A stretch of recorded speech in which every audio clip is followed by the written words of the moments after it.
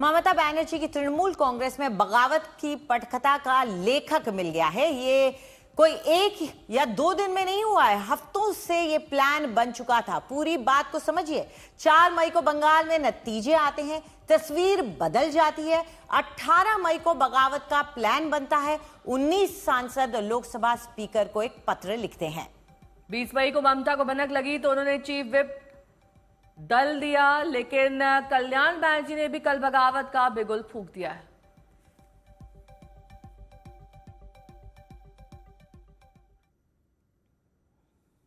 और इस बीच बड़ी खबर आ रही है, आपको बता दें कि टीएमसी सांसद कीर्ति आजाद ने बड़ा बयान दिया है। कीर्ति आजाद ने कहा है कि डरा धमकाकर सांसदों को तोड़ रही है बीजेपी।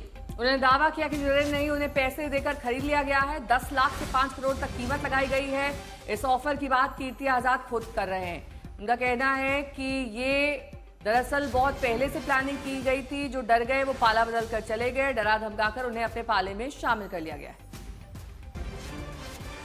यहाँ पर तस्वीरों में हम टेबल पर गन देख रहे हैं, जबकि ये एयर गन है। किस वजह से आपने सर इसको रखा हुआ है? देखिए, मैं फायरिंग प्रैक्टिस करता हूँ। बीजेपी का कोई गुंडा उंडा आ गया, कुछ अटैक वटैक करे, क्योंकि मेरी सिक्योरिटी तो हटा ली गई है, मेरे होमगार्ड्स भी हटा लिए गए हैं। मैं केवल ये नहीं, इंटरनेशनल क्रिकेटर हूँ, तो मेरी तो अंतर्राष्ट्रीय लोकप्रियता है। हटा लिया तो हटा लिया है। जिस तरीके से 5 एमपीओ का हटा के उनके घर तोड़ दिए गए, उनके परिवारजनों को डराया गया, धमकाया गया, कई की तो पत्नी और बेटियों के बाल खींचे गए, उसके बाद में वो डर गए, डर करके चले गए। कुछ तो थे जो 5 करोड़ में डील हुई, कुछ की 50 में ही मान गए, कुछ थे थोड़े सोचते थे हम स्मार्ट हैं, उन्होंने 10-10 लाख रुपए महीना ले लिया। ये सारा कुछ मेरे छोटे भाई निशिकांत दुबे के यहाँ हुआ, जिसको इतना प्रेम है नेहरू के साथ, तो सब वहीं हुआ। वो प्रकाश बारीक भी तो कल जो बाइट दे रहे थे उनके घर से ही दे रहे थे, उनकी भी डील वहीं हुई। भूपेंद्र यादव के यहाँ जाकर के लोग मिले, वो 8 ही लोगों ने साइन किया था। आप लिस्ट देखिए तो 8 का अंक अलग है, जो 14 से 18 दिए गए वो अलग है, बीच के कहाँ गए मुझे मालूम नहीं है, उसका क्या है क्या नहीं है वो तो स्वतः स्पष्ट है। तो ऑपरेशन लोटस तो इनको सफल होना था, डराना था, धमकाना था। कुछ जो भ्रष्टाचारी हैं वो पकड़े गए। जिस प्रकार से शुभेंदु अधिकारी 5 लाख रुपए लेते हुए पकड़ा गया था, तो उस पर सीबीआई लगा दी थी, तो वो यहाँ आ गया।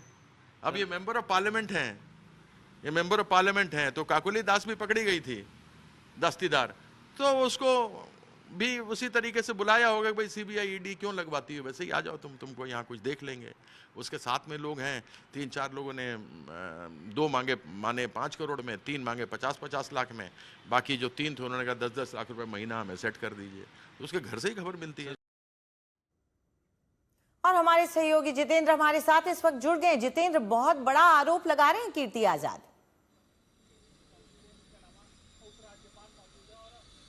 बिल्कुल, कीर्ति आजाद आरोप लगातार लगा रहे हैं, क्योंकि उनका ये कहना है कि जिस तरीके से बीजेपी की तरफ से जो आरोप उनका लगाया गया है, एक तो आरोप वो सुरक्षा को लेकर के लगा रहे हैं कि सुरक्षा उनकी भी हटा ली गई है, इस तरीके की बात उन्होंने कहा है। और तस्वीरों में हमने देखा कि एयर गन लेकर के वो बैठे हुए हैं, जिसमें वो ये दर्शाने की कोशिश कर रहे हैं कि उनकी सुरक्षा हटाई गई है, लेकिन वो अपनी सुरक्षा खुद कर सकते हैं। और यही महत्वपूर्ण ये सवाल नहीं है कि ये जो ऑफर प्राइस उन्होंने कोट किया है 10 लाख से 5 करोड़, ये आंकड़ा आया कहां से? किस आधार पर ये कह रहे हैं कि ये कीमत लगाकर उनके सांसदों को पाला बदलवाया गया है?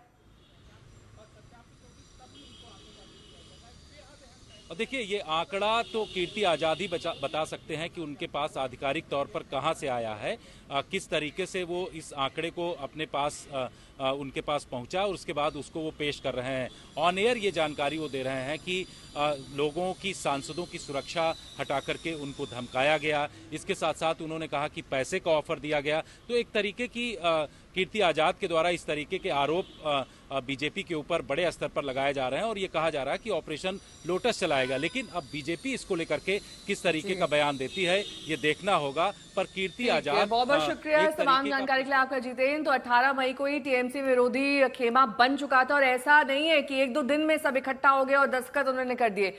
19 सांसदों के हस्ताक्षर में कुछ समय लगा है।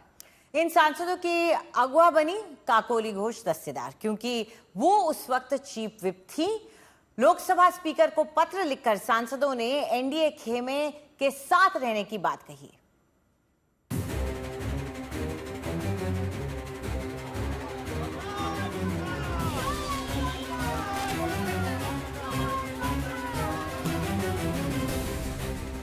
टीएमसी में बगावत की आग एक दिन में नहीं भड़की। इसके पीछे राजनीतिक महत्वाकांक्षाएं, पद और पावर की चाहत की लंबी कहानी है।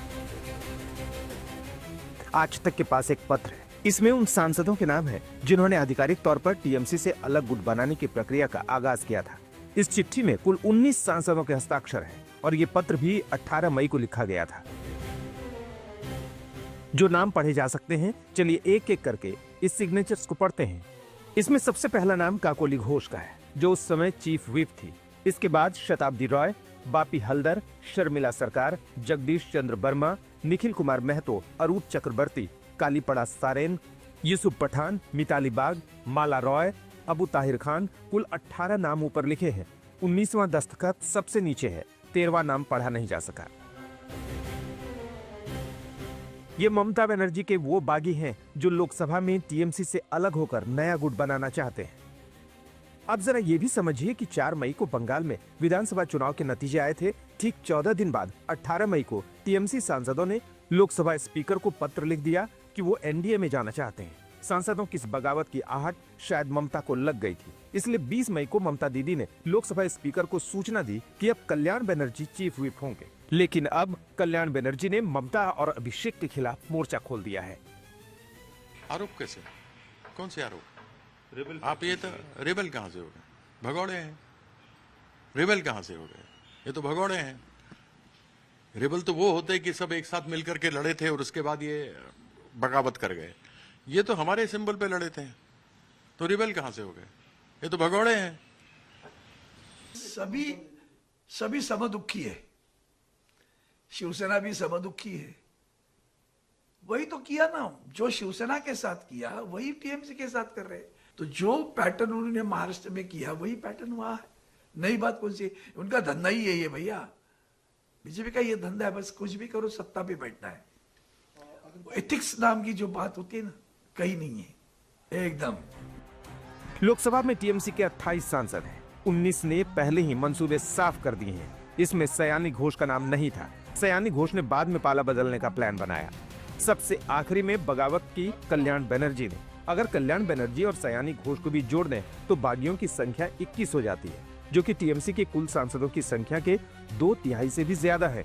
ऐसे में लोकसभा स्पीकर बागियों को ही असली टीएमसी घोषित कर दें तो हैरानी नहीं होगी।